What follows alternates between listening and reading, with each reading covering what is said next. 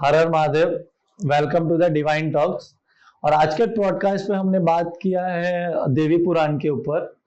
इसमें हमने माँ काली, माँ दुर्गा के अनेक कहानियों का वर्णन सुना, काफी इसके बारे में हमने जाना। देवी भागवत का, देवी पुराण का हमने महत्व जाना कि आखिर उसका महत्व क्या है। कृष्ण भगवान की कुछ कथाएं इसमें सुनी, विष्णु भगवान के रूप के एक विवरण, एक कथा उनके बारे में हमने सुना। तो कृपया आप पूरा पॉडकास्ट देखिए और हमें सहयोग करिए। हर हर महादेव। हर हर महादेव गुरु जी। जय श्री राम, सभी को जय श्री राम। तो आज हम बात करने वाले देवी पे, जी जैसे देवी दुर्गा, सरस्वती हो गई, हमारी लक्ष्मी माता हो गई। तो अभी जैसे नवरात्रि आ रहा है, तो ये जो पॉडकास्ट है वो पूरा हम नवरात्रि और देवी को समर्पित करते हैं। जी तो हम पहले बात करते हैं देवी से। जी तो देवी शक्ति का रूप है जी और शक्ति हम मानते हैं शिव और शक्ति। तो आप शक्ति के बारे में हमें पहले कुछ बताइए। देखिए, शिव और शक्ति की जो बात कर रहे हैं तो शक्ति माँ पार्वती जी हैं और भगवान शिव तो शिव ही हैं। माँ दुर्गा जी से ही, माने जो पार्वती जी हैं उन्हीं के द्वारा दुर्गा जी का रूप अंबिका, रुद्राणी, कई नाम उनके वर्णन होते हैं। वही से वो शक्ति मेन कहते हैं जो जड़ होता है। तो वो जड़ होने की वजह से सारे फिर तनाए अनेकों प्रकार के जितना जो उनको रूप धारण करना होता है, फिर वो अपने हिसाब से रूप वो धारण करती हैं। तो यहाँ पर जैसे कि अब उनका नाम जैसे हम लोग लेते हैं दुर्गा, तो अब दुर्गा रूप लोग धारण दुर्गा जी के नाम लेते हैं और दुर्गा जी के नाम की पूजा पाठ सभी लोग करते हैं। तो दुर्गा के नाम पर काफी महत्व है। जैसे कि ब्रह्मा वैवर्त पुराण में बताया जाता है कि दुर्ग फिर प्लस फिर आ लिखा जाता है। तो दुर्ग और प्लस आ का मतलब होता है, जैसे दुर्ग होता है अंधकार, संकट, परेशानी, बाधा, विपत्ति, ये सब का नाम है दुर्ग। और आ का मतलब होता है हंता। हंता मतलब कि सारे कष्टों को हरने वाली, सारे संकट को हरने वाली। से बड़े बड़े संकट देवताओं के ऊपर आया। देवताओं के ऊपर जब सारे संकट आया, मानवों के ऊपर संकट जब आया है, तब दुर्गा जी सारे संकटों को हनन किए। सारे संकटों को हनन करके तब उसी समय इनका नाम दुर्गा रखा गया था। तब से इनका सब लोग दुर्गा जी करके इनका पूजन पाठ करते हैं लोग। तो हम आते हैं दूसरा प्रश्न, नवरात्रि। जी, तो साल में कितने बार नवरात्रि आता है? साल में नवरात्रि 4 बार आता है। तो 4 नवरात्रि में जैसे कि एक चैत्र की नवरात्रि होती है और एक कुंवार की अश्विन मास की नवरात्रि मानी जाती है।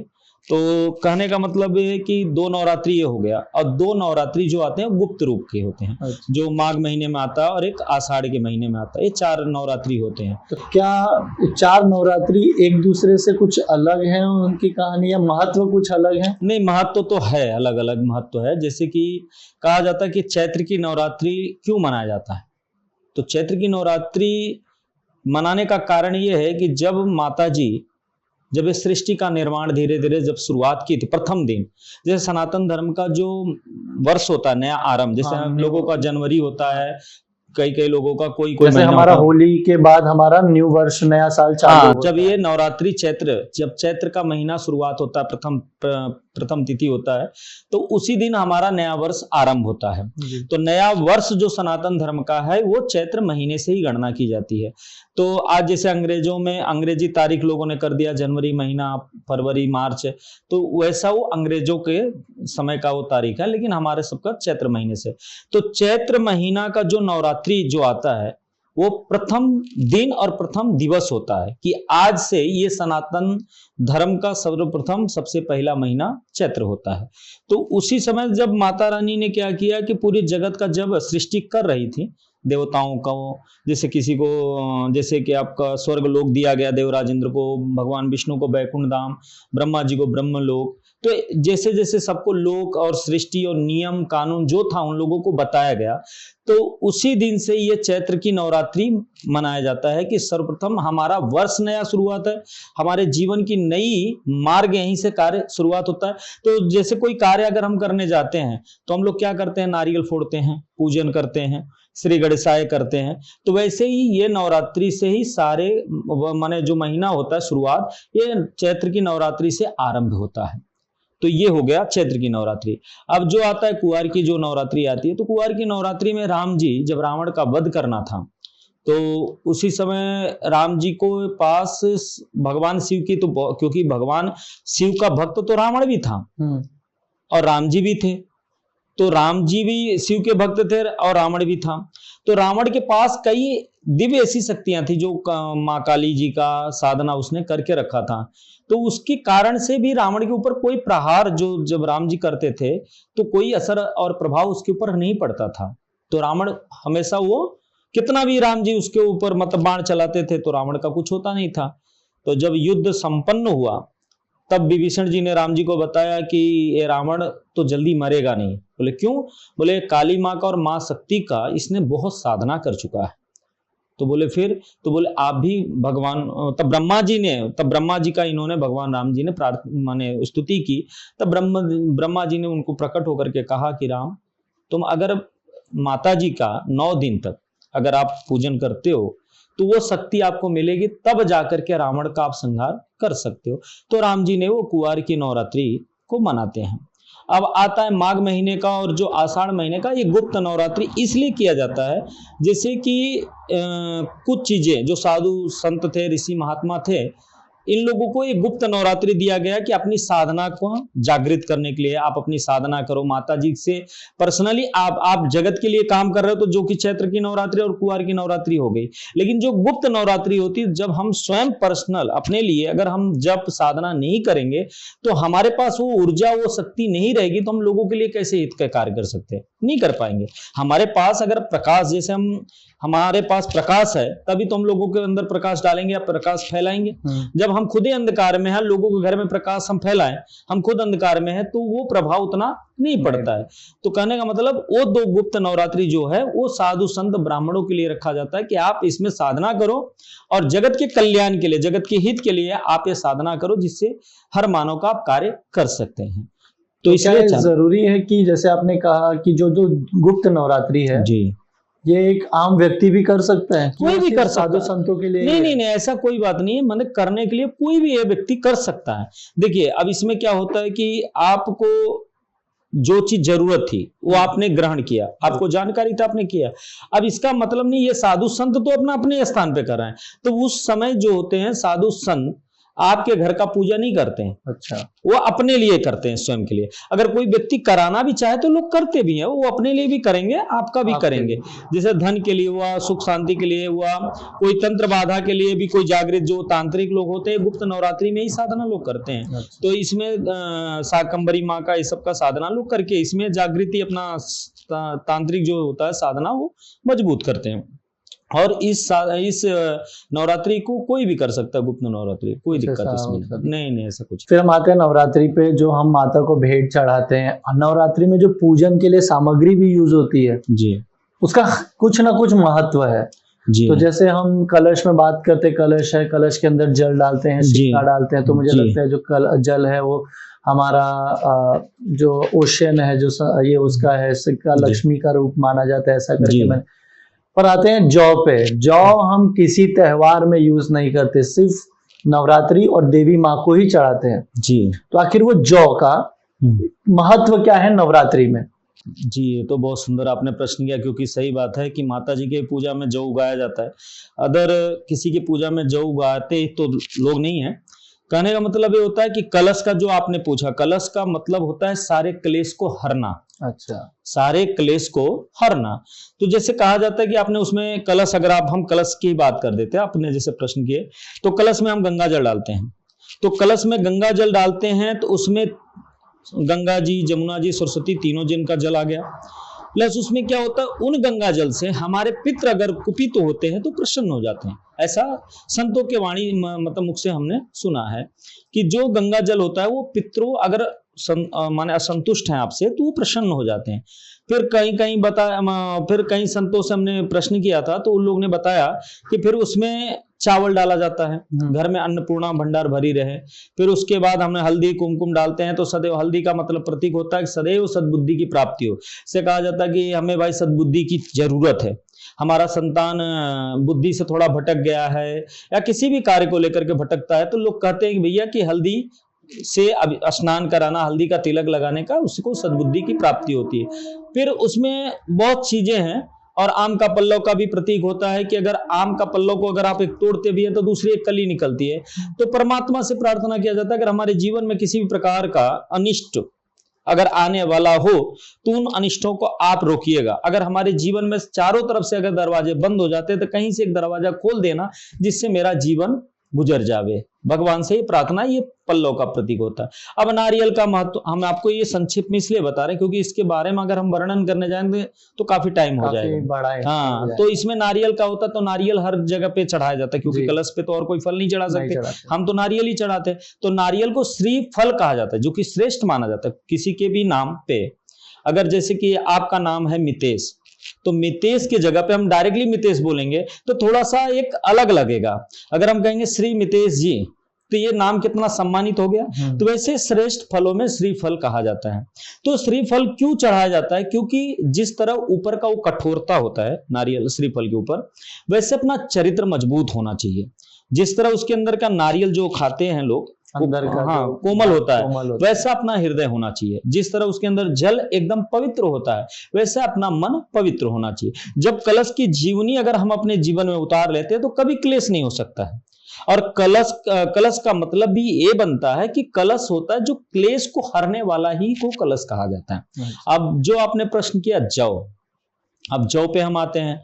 तो जौ का जब भूमि पर सर्वप्रथम अगर बीज बोया गया था तो माता रानी के आदेशानुसार तो सर्वप्रथम जौ ही बोया गया था, क्योंकि जौ जो कि जल्दी से जल्दी उगता है और हरा भरा लगता है तो बड़ा शीतलता मिलता है, बड़ा सुंदर लगता है। तो जौ का कारण ये माना जाता है कि जिस माता जी को जौ इतना प्रिय है कि जौ उगाने से सारे क्लेश और सारे संकट को माता रानी हर लेती हैं। और जिनके घर में जौ का भी एक महत्व होता है, उगना, कम उगना, न उगना, इसका भी एक कारण होता है। जौ जिसके घर में ना उगे उसके घर में मतलब कोई ना कोई बाधा होती है, या उसके घर में कोई ना कोई घटना घट चुकी है या घटने वाली होती है। जो जौ नहीं होते हैं, बहुत कम लोगों के घर में जौ उगते हैं, तो उनके घर में हो सकता है पितृ बाधा हो या करनी बाधा होता है जिसकी वजह से वो जौ नहीं उगते हैं। किसी किसी के घर में एकदम हरे होते हैं। तो हरे का मतलब होता है कि उसकी भक्ति को माता रानी ने स्वीकार किया, उसके घर में कोई बंधन नहीं, कोई बाधा नहीं, कोई दिक्कत नहीं, अच्छा सूचक बनता है, मतलब कोई अच्छी खबर आने वाली है, अच्छा कार्य होने वाला, वो हरे जौ का प्रतीक होता है। पीले रंग का होता है कि जब माता जी प्रसन्न हो जाती हैं तो वो प्रसन्न होने के बाद वो देखो जौ बढ़ता बढ़ता है फिर नीचे गिर जाता है। मतलब कहते कोई भी व्यक्ति जब प्रसन्न हो जाता है तो अपने आप को नृत्य और प्रफुल्लित हो जाता है, एकदम नृत्य करने लगता है, एकदम झूम जाता है। उसी तरह वो जौ धीरे धीरे धीरे बढ़ते बढ़ते वो गिर जाता है। तो कहने का मतलब पीले जब रंग का होता है तो माता रानी उस व्यक्ति पर काफी प्रसन्न होकर के उसके ऊपर अपनी कृपा दृष्टि काफी अच्छा बनाई और उसके घर के सारे बंधनों को दूर कर दी। इसलिए जौ जो होता है जिस जगह पे उगाया जाता है उस जगह की भूमि शुद्ध हो जाती है। पहले ही जैसे कि जौ को उगा करके माता रानी के आदेशानुसार तो जौ लगाया गया, तो जौ जो था वो जौ जल्दी उगने वाला और शीतलता का प्रतीक है, शांति का प्रतीक है, लक्ष्मी ऐश्वर्य की प्राप्ति का प्रतीक है। इसलिए माता जी की हम पूजा में जौ हमेशा उगाते हैं कि हमारे घर में किसी प्रकार का अनिष्ट या कोई भी बुरा प्रभाव तो सबको दूर करना। यही फिर आते हैं हम माताओं के रूप पे जी। जैसे हमें लगता है कि हम उनके 9 रूप हैं या वो उनकी बहनें हैं, क्योंकि कई जगह पे उनको ऐसा बहनें बताया जाता है, कई जगह पे उनका रूप बताया जाता है। तो आप क्या इसको विस्तार पूर्वक बता सकते हैं कि आखिर वो है क्या, वो उनके रूप हैं कि या उनकी बहनें हैं? जी, आपने बड़ा सुंदर प्रश्न किया, क्योंकि ये तो लोगों के मन में ये भाव रहता है। तो लोग कहते हैं कि भैया वो माता जी की बहनें हैं, 9 रूप की बातें हैं।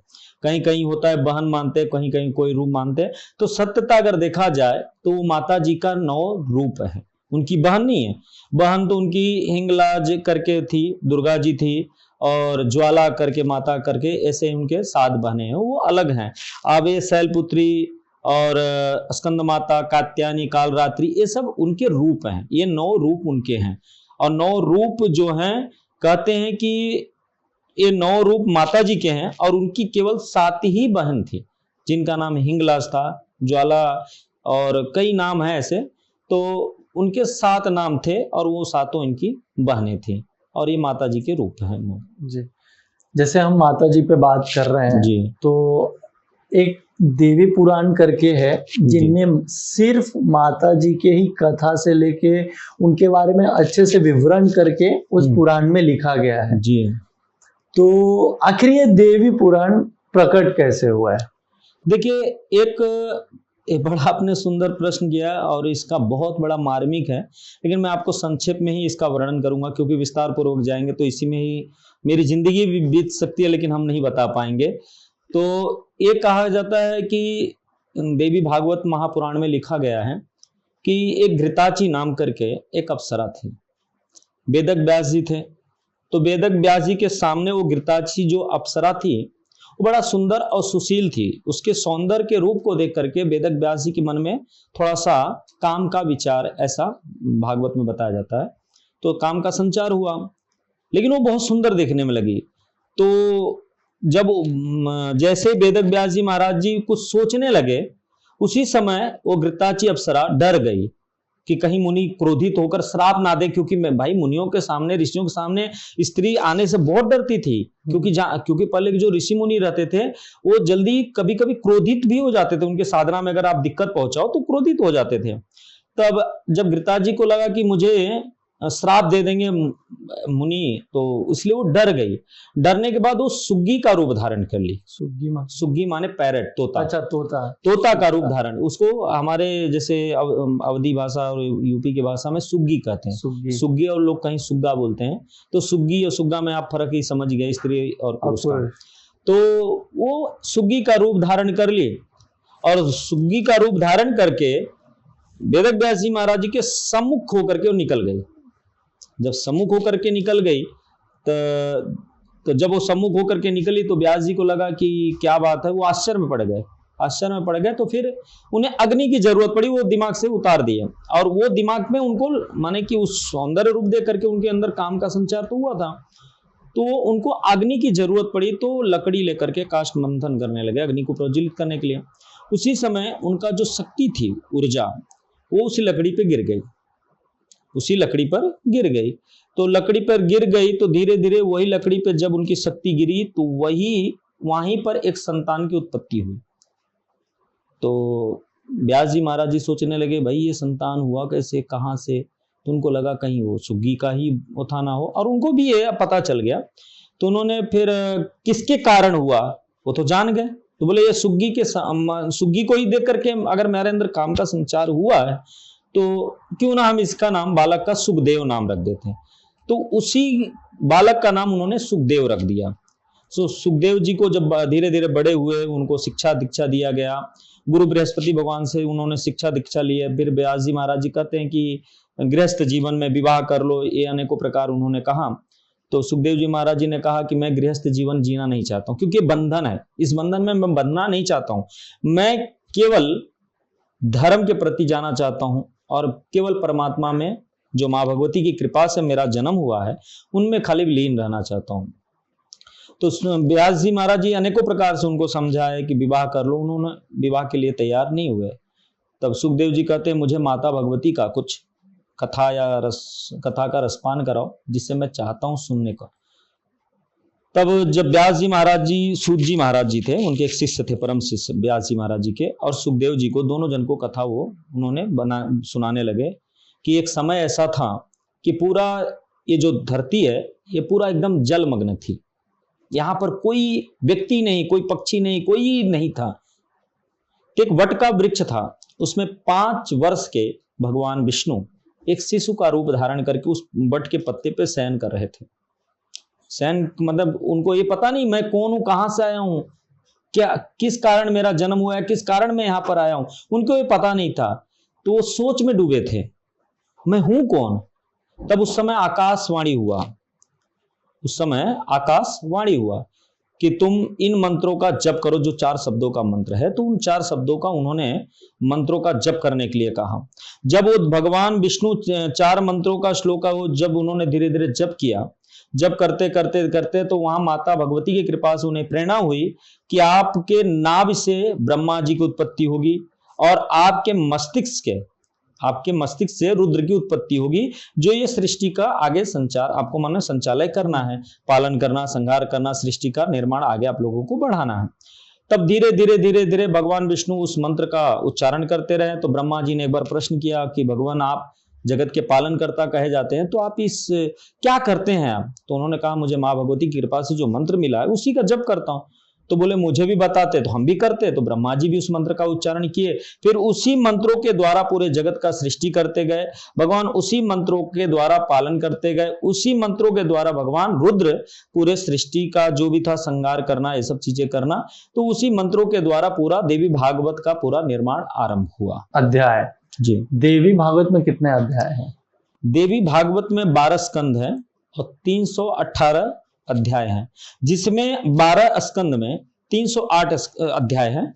तो 10 जो अध्याय है वो महात्म को लेकर के गणना की जाती है, महात्म को भी लिया गया है। बाकी जो भी ये चीजें सब मिला करके 318 अध्याय कहा जाता है, जिसमें 18,000 श्लोक है। बाकी तो ये बहुत पहले कई हजारों श्लोक में, कई करोड़ों में थे। इसको व्यास जी महाराज जी ने इसको संक्षेप में श्लोकों को लेकर के अपने हिसाब से उन्होंने 18,000 श्लोकों में ये श्रीमद् देवी भागवत महापुराण का उन्होंने वर्णन किया था। आखिर देवी भागवत का महत्व क्या है? देवी भागवत का महत्व का जो आपने प्रश्न किया, बड़ा ही सुंदर किए कि देवी भागवत का महत्व का। तो देवी भागवत मैं आपको इसका भी एक संक्षेप में कथा सुना देता हूँ। मुनि अगस्त्य जी और उनकी पत्नी दोनों जन स्वामी कार्तिकेय जी के पास गए थे। स्वामी जब कार्तिकेय जी के पास पहुंचे तो उन्होंने, मुनि अगस्त्य जी ने उनको प्रणाम किया, स्वामी कार्तिकेय जी ने एक दूसरे को प्रणाम किए, कुशल क्षेम पूछे। तो मुनि अगस्त्य जी ने कहा कि कार्तिकेय जी से कि आप मुझे माँ देवी भगवती के कथा का रसपान कराते, मैं सुनना चाहता हूँ। तो स्वामी कार्तिकेय जी ने कहा महाराज, माँ भगवती की कथा तो बड़ा विस्तार है, अब उनकी कथा का मैं आपको कितना वर्णन करूं उतना कम है, क्योंकि मेरी योग्यता उतना नहीं है कि मैं कर सकूं। तो बोले अच्छा, तो आप जितना भी होता है। तो बोले मैं संक्षेप में आपको सुनाता हूँ, पहले महात्मा सुनाता हूँ फिर बाकी की बात। तो उन्होंने कहा स्वामी कार्तिकेय जी की विवस्वान मनु करके थे, उनके एक पुत्र थे श्राद्धदेव करके, और उनकी एक पत्नी थी श्रद्धा। कई वर्ष व्यतीत हो गए थे गृहस्थ जीवन में, लेकिन उनको कोई एक संतान भी नहीं था। बहुत निराश हो गए, बहुत चिंतित थे। तो गए अपने गुरु वशिष्ठ जी के पास। तो गुरु वशिष्ठ जी के पास जाकर उन्होंने अपनी दुख की बातें कही कि हमें इतने वर्ष हो गए विवाह करके और इस राज्य को चलाने वाला कोई संतान नहीं है, तो गुरु जी आप कोई ऐसी कृपा करते जिससे मुझे संतान की प्राप्ति हो। गुरु वशिष्ठ जी ने कहा कि पुत्र कामेष्टि का यज्ञ कराओ जिससे आपको संतान की प्राप्ति होगी। तो उस पर राजा एकदम तैयार हुए, अपने सैनिकों सेवकों के द्वारा वो पूरा पूजा की व्यवस्था करवाई गई। तो जब पूजा में बैठा गया तो आचार्य के रूप में गुरु वशिष्ठ जी थे। तो एक होता नाम के ब्राह्मण देवता थे जो संकल्प करा रहे थे, सारे पूजन वही करवा रहे थे। तो जो श्रद्धा थी, जो मनु जी की पत्नी थी श्राद्धदेव जी की, तो उनके मन में था कि मुझे कन्या हो, और राजा के मन में था मुझे पुत्र हो जो राजगद्दी संभाले आगे चलकर। तब इन्होंने, इनकी जो पत्नी थी श्रद्धा, इन्होंने होता ब्राह्मण देवता के कान में बोली कि ये आप ये संकल्प करना कि मुझे कन्या हो, मुझे कन्या ही हो, कन्या ही चाहिए। तो होता ब्राह्मण देवता ने क्या किया कि उन्होंने संकल्प कर दिया कि इनको कन्या की प्राप्ति हो। पूजन पाठ हो गया, सब कुछ विधि विस्तार से हो गया। तो एक कन्या की उत्पत्ति हुई थी, जिस कन्या का नाम रखा गया इला। इला। तो इला का जब उत्पत्ति माने जन्म हुआ, तब राजा एकदम चिंतित हो गए, बड़े परेशान हो गए। तो अपने गुरु को पूछने गए कि गुरु जी, आज जीवन में पहली बार आपसे पूजा में उलटफेर हुआ, आज मैं बड़ा आश्चर्य पड़ा, क्योंकि गुरु वशिष्ठ जी के अंदर इतनी सामर्थ्यता थी कि वो कुछ भी कर सकते थे। तो राजा चिंतित होकर के जब गुरुजी के पास बोले, तो गुरुजी बड़े आश्चर्य पड़ गए वशिष्ठ जी कि मैं तो संतान के लिए यज्ञ करवाया, तो इस माने कन्या कहाँ से हो गई। तो ध्यान लगाकर देखे तो उनकी पत्नी जो श्रद्धा थी, उन्होंने होता ब्राह्मण से संकल्प जो करवाया वो कन्या के लिए करवाया था। अच्छा। तो कन्या हुई। जब कन्या हुई तो कन्या होने, तब गुरु वशिष्ठ जी से राजा ने प्रार्थना किया कि आपके हाथ में बहुत सारी चीजें हैं कि आप कुछ भी कर सकते हो, तो आप ऐसा करो कि यही लड़की लड़का हो जावे। गुरु वशिष्ठ जी ने भगवान नारायण से प्रार्थना करके, भगवान नारायण की पूजन करके उसी लड़की को, इला को, पुत्र रूप में परिवर्तन कर दिया गया। तो उस लड़के का नाम सुधुम्र नामकरण हुआ। तो धीरे धीरे समय व्यतीत होता गया। एक बार वो सुधुम वन में शिकार करने गए थे। शिकार करने गए थे तो शिकार करते करते एक जगह पे भगवान शिव जी और माँ पार्वती जी दोनों जन विहार कर रहे थे। तो कुछ ऋषि वहां पर पहुंचे थे जहां भगवान शिव जी विहार कर रहे थे। तो उसी समय माँ पार्वती जी उन मुनियों को अपने पास आते हुए देख करके लज्जित हो गई थी, क्योंकि पति पत्नी जहाँ पे हैं तो वहां पे कोई अचानक पहुंच जाए तो थोड़ा सा लज्जित तो हो ही जाते हैं। तो भगवान तब मुनि आकर देखे कि ये उचित समय नहीं है, वापस चले गए वो। तो जब वापस वो चले गए मुनि सब, तो भगवान शिव जी बाबा भोलेनाथ ने देखा कि माँ भगवती उदास हो गए, तो उनके मन को प्रसन्न करने के लिए बाबा तो माँ पार्वती जी से कहते हैं कि देवी, इतने दूर में जो भी पुरुष अगर आता है तो वह स्त्री रूप में अपने आप परिवर्तन हो जाएगी। अच्छा, स्त्री रूप में वो परिवर्तन हो जाएगी। तब माँ पार्वती जी प्रसन्न हुई। तब शिव जी जो थे वो दोनों जन फिर विहार करने लगे थे। तो अचानक ये जो सुदुम जो थे, तो ये भूले भटके के शिकार करने गए थे। शिकार करते करते वो उसी का एक भाग होता है बाउंड्री का, कि अगर उसमें एंट्री करते हैं कोई भी तो बॉर्डर जो था वो बॉर्डर क्रॉस कर गए। जब बॉर्डर क्रॉस किए तो वह स्त्री में परिवर्तन हो गया, स्त्री रूप में परिवर्तित हो गए। तो परिवर्तन जब हो गए तो धीरे धीरे धीरे धीरे धीरे वो जंगल जितना था माने वन था, तो वहां पे स्त्री रूप में भ्रमण करते करते करते करते वो बुद्ध जो ग्रह में बुद्ध आते हैं, तो सोमनंदन कहा जाता है उनको, तो उनके आश्रम में जा पहुंचे बुद्ध के। तो बुद्ध को ये जो सुदुम जी थे इला के रूप में आ गए, अपने जो पहले रूप में थे वही रूप में परिवर्तित हो गए थे। तो बुद्ध जी ने कहा कि बड़ी सुंदर सुशील स्त्री है, क्यों ना मैं इससे विवाह कर लूं। तब जाकर के उन्होंने उस स्त्री को विवाह करने के लिए प्रोत्साहन किया और वो भी एग्री हो गई। मन दोनों जन के सहमति से दोनों जन विवाह किए, तो जिससे एक संतान की उत्पत्ति हुई। पुरुरवा करके नाम लड़का का रखा गया, बुद्ध का एक लड़का वो पुरुरवा। धीरे धीरे समय व्यतीत होता चला गया। तब सुदुर्म को ये पता चला कि मैं पुरुष था, आज स्त्री हो गई। तो कारण क्या था, वह जान करके रोते बिलखते गुरु वशिष्ठ जी के पास गई। जब गुरु वशिष्ठ जी के पास पहुंची तो गुरु वशिष्ठ जी को सारी बात बताई गई। तो गुरु वशिष्ठ जी ने क्या किया, ध्यान लगा करके सब जान गए। तो जानने के बाद भगवान शिव जी को काफी पूजा पाठ किए, प्रसन्न किए। प्रसन्न करके तो भगवान शिव जी और माँ पार्वती जी दोनों जन प्रकट हुई। तो भगवान शिव जी ने कहा कि मुनिवर, अगर आपसे मैं प्रसन्न हूं, अगर आप जो मांगना चाहते हो मांगो। तो उन्होंने कहा कि मैं चाहता हूं कि बाबा की ये जो अभी स्त्री रूप में है ये पुरुष रूप में आ जावे। तो बाबा ने कहा कि 1 महीना ये पुरुष रहेंगे, 1 महीना स्त्री रहेंगे। तो गुरु वशिष्ठ जी को वो अच्छा नहीं लगा, उनको था कि ये पूरा पुरुष रूप में ही परिवर्तित हो जावे। तो उन्होंने माँ भगवती, माँ पार्वती जी की पूजन पाठ किए, पूजन वंदन की स्तुति किए। तो माँ भगवती जी से प्रार्थना करते हैं, माँ इस बालक को, इस स्त्री जो है इसको पुरुष रूप में परिवर्तित कर दो, आपके बिना कुछ नहीं हो सकता है। तो माँ भगवती ने कहा कि ये पुरुष रूप में आ जाएंगे। 9 दिवस जो नवरात्रि का समय आता है, इसमें इनको श्रीमद् देवी भागवत महापुराण का श्रवण कराओ, जिससे ये पुरुष रूप में परिवर्तित हो जाएंगे। तो गुरु वशिष्ठ जी ने श्रीमद् देवी भागवत महापुराण का 9 दिन तक पाठ श्रवण कराए। और आखिरी समय पे जब समाप्ति का समय आया तो हवन वन होने के बाद ब्राह्मणों को दान दक्षिणा दिया गया, ब्राह्मणों को भोजन कराया गया। तब उसी समय ये इला फिर पुरुष रूप में परिवर्तित हुई। फिर राजभार इनको दे करके श्राद्धदेव और श्रद्धा दोनों फिर वन को चले गए।